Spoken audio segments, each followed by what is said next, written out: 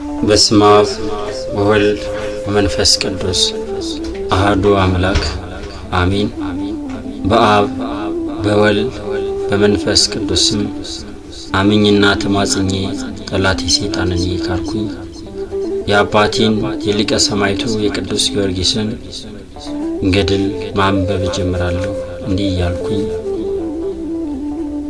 መቅድም ሊቀ ሰማዕታት ቅዱስ ጊዮርጊስ በመምለኬ ጣዖት ካዲ ንጉሠ ነገሥት ዱድያኖስና በእርሱ ስር በተሰበሰቡ ሰባ ነገሥታት ፊት ይሰግድ ዘንበለ ለእግዚእ ኢየሱስ ክርስቶስ ለጌታዬና ለአምላኬ ኢየሱስ ክርስቶስ እንጂ ለጣዖት ሳልሰግድም ብሎ ስለ ክርስቶስ መስክሮ ወንጌልን አስተምሮ የተቀበለውን ጽና መከራ ሁሉ በረድኤተ እግዚአብሔር ሰብስቦ ይህንን መጽሐፈ ገድል የጻፈልን 75 ዓመት በኤጲስቆጶስነት ተሹሞ እግዚአብሔርን ያገለገለና የ118 ዓመት አረጋዊ ሆኖ ወደ አምላኩ እግዚአብሔር የተጠራ ሊቀ ጳጳስ አባ ቴዎዶጦስ ነው።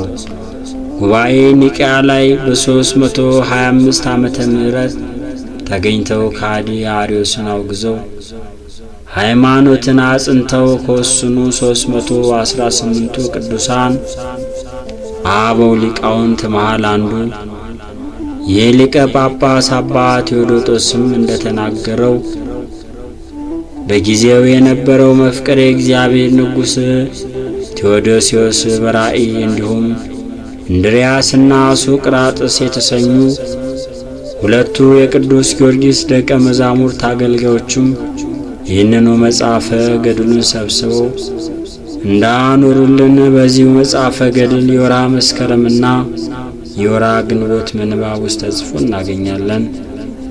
ተአምራቱ የቀና ተጋድሎ የጸና ገባሬ ታምር ቅዱስ ጊዮርጊስም አባቱ የልዳ አገረ ገዥና ስሙም በሮም ቋንቋ ዞሮንቶስ በግብጽ የቅብጤ ቋንቋ ማንስጣሲዮስ ይሰኛል። በዚያን ዘመንም በሮምና በአንጾኪያ ጋላስና ጋሪስ የተሰኙ ነገሥት ሲነግሱ ንጉሥ ጋላስ ይህንን የቅዱስ ጊዮርጊስ አባት መኮንን ዞሮንቶስን አንስጣሲዮስንም በቂሳርያ መስፍንነት ሾመው።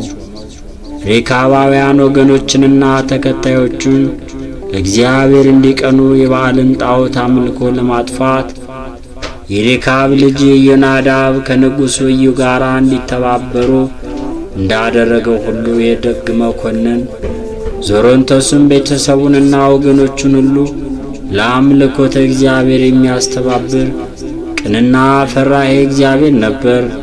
ኋላም ከፍልስጤም አውራጃ ዲያስ በጽር ቋንቋ ቅሊሲያ በግዕዝ ቋንቋ ቤተ ክርስቲያን የሚል ትርጓሜ ስም ያላትን የተባረከች ደግ ፈራይተ እግዚአብሔር ቅድስት ቴዎብስታን አገባ። እርሷም ማርታና ያሳያ የተሰኙ ሁለት ሴቶች ልጆችንና ስለ ጌታችን ኢየሱስ ክርስቶስ በመሰከረበት የወንጌል ትምህርቱና ስለ ጽድቅም ባበራው ብርሃነ ተጋድሎ ኮከበ ልዳ ፀሐይ ፋርስ የተሰኘ ጽኑ መስተጋድል ሊቀ ሰማዕታት ፍጡነ ረድኤት ቅዱስ ጊዮርጊስን ወለደችለት። የሊቀ ሰማዕታት ቅዱስ ጊዮርጊስም ዕድሜው ገና የ10 ዓመት ብላቴና ሳለ አባቱ ዞሮንቶስ አንስጣሲዮስ በማረፉ ቢያዝንም ከሕፃንነቱ ጀምሮ ቅዱሳት መጻሕፍትን እየተማረ በምግባርና በሃይማኖት እየጎለመሰ አደገ።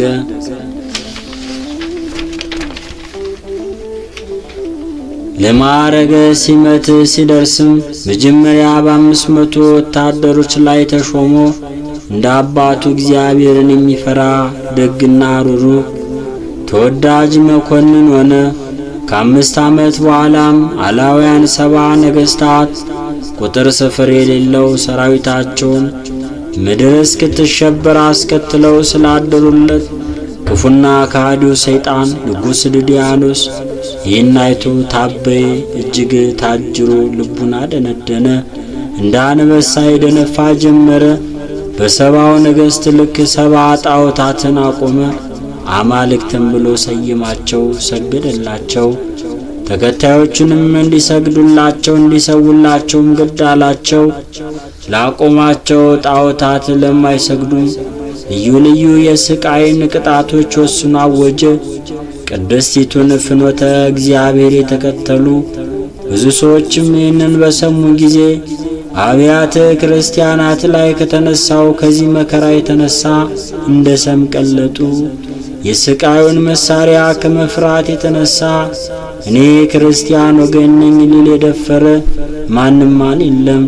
እግዚአብሔርን ስም በአፉ እንኳን የሚጠራ አልተገኘም።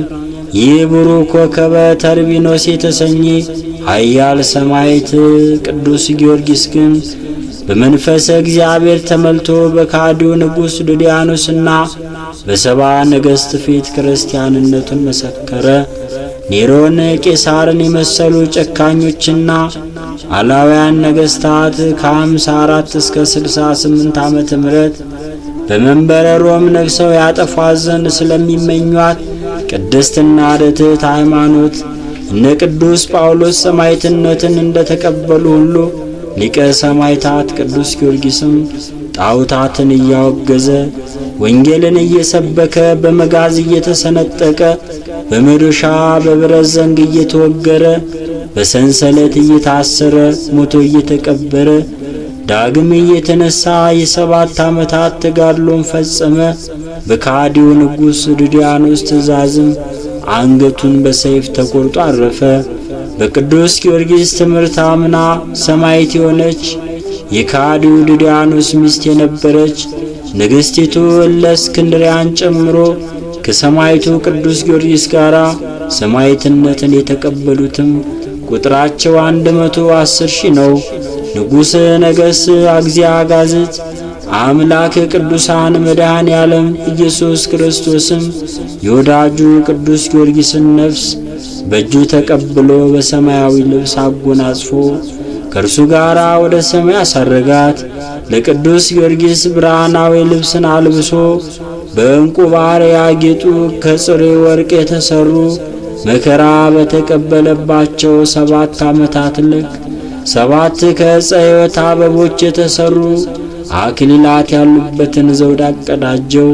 በመጽሐፈ ገድል የጸለየውንና ስምን የጠራውን ዝክርን የሚያደርገውን በስም ቀዝቃዛ ውሃ እንኳን የሰጠውን ቢታመም ዳብሷለሁ፣ ከዚህ ዓለም ቢለይ ሕይወትን አውርሷለሁ፣ እስከ 10 ትውልድ ድረስ እምሯለሁ ብሎ ቃል ኪዳንን ሰጥቶታል። ይህንን ሁሉ የፍጡነ ረድኤት ሊቀ ሰማዕታት ቅዱስ ጊዮርጊስ ጽኑ ተጋድሎንና ከጌታ ዘንድ የተሰጠው ቃል ኪዳኑን የያዘውን መጽሐፈ ገድሉን አስመልክቶ ዜና ተጋድሎን ካቆየን አንዱ በተለይ ከሊቀ ሰማዕታት ቅዱስ ጊዮርጊስ ደቀ መዛሙርት አንዱ ሶቅራጥስ የሊቀ ሰማዕታት ቅዱስ ጊዮርጊስ የከበረ መጽሐፈ ገድሉን እንደምን እንደጻፈው ሲናገር በቁስቁኖስ አውራጃ በቆስጠንጴሎስ ወደብ ጽፌ በመንገድ ሳለን ጨረስኩ። ይኸውም የጌታችንና መድኃኒታችን አምላካችን ኢየሱስ ክርስቶስ አገልጋይ ጌታዬ ገባሬ ታመን ሊቀ ሰማዕታት ቅዱስ ጊዮርጊስ ሰማዕትነቱን ፈጽሞ ባረፈባት በጽሬ ቋንቋ ጵንፍልዮ የተሰኘ ወርኃ ሚያዝያ በባተ በ23ኛይቱ ዕለት ዓርብ በ9 ሰዓት ነው ይለናል። እንግዲህ መጽሐፈ ገድሉ የግብፃዊ ሊቀ ጳጳስ አባ ሚካኤል ደቀ መዝሙር በነበረ አባ ጊዮርጊስ በተሰኘ ታናሹ አባ ሚካኤል አንደበት ከአረቢ ወደ ግዕዝ ተተረጎመ። እንደገናም በሊቃውንተ ኢትዮጵያ ከልሳነ ግዕዝ ወደ አማርኛ ተመለሰ። በልዑል አምላኩ እግዚአብሔር የታመነ ዘንዶ ደራጎንን ገድሎ ቤሬታዊትን ያዳነ እቡያው ሕይወትን ከመንበሩ ገልብጦ ክብሩን ገፎ በስብሶና ተልቶ እስኪሞት ድረስ ጨካኝ ከሃዲ ዲዮቅልጥያኖስንም ዓይኑን አሳውሮ ያጠፋ የዚህ ኃያል ቅዱስ ጊዮርጊስ መጽሐፈ ገድሉ ወደፊትም በአገራችን ኢትዮጵያ ቋንቋዎች ሁሉ ይተረጎም ዘንድ ተጀምሯል።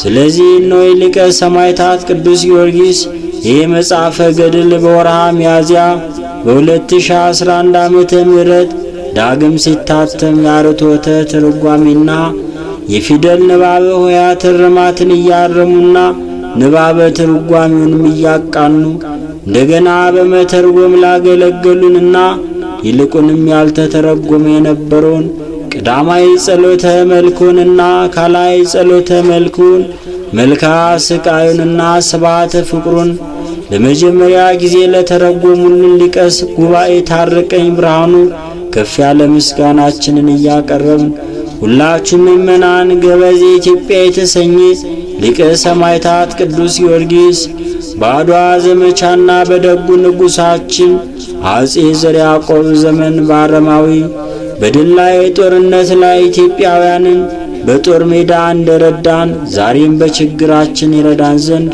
ሕሙማን የሚፈወሱበት ይህን መጽሐፈ ገድልን ይዘን በጸሎቱ በበረከቱ እንጠቀምበት ዘንድ አደራ ስንል አነሳስቶ ላስጀመረን አስጀምሮ ላስፈጽመን አምላከ ቅዱስ ጊዮርጊስ ልዑል እግዚአብሔር ምስጋና ይሁን ለዘላለሙ አሜን።